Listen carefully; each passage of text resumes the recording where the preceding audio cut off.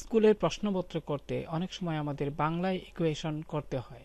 তো আমি এই টিউটোরিয়ালে দেখাবো কিভাবে আপনি বাংলায় এই সমীকরণ লিখতে পারেন।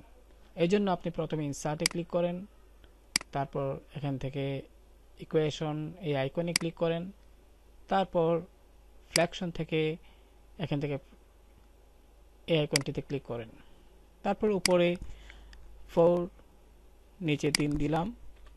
এখন এই লেখাটিকে সম্পূর্ণভাবে সিলেক্ট করেন, তারপর এখানে আপনি নরমাল টেক্সট এখানে ক্লিক করেন।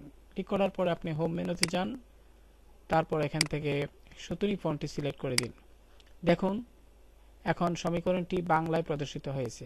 এইভাবে আপনি যে কোনো স্কুলের প্রশ্নপত্রে গাণিতিক বিশেষ করে অঙ্কের প্রশ্ন করতে বাংলা লেখার প্রয়োজন হলে সমীকরণে বাংলায় এভাবে লিখতে পারবেন। ধন্যবাদ।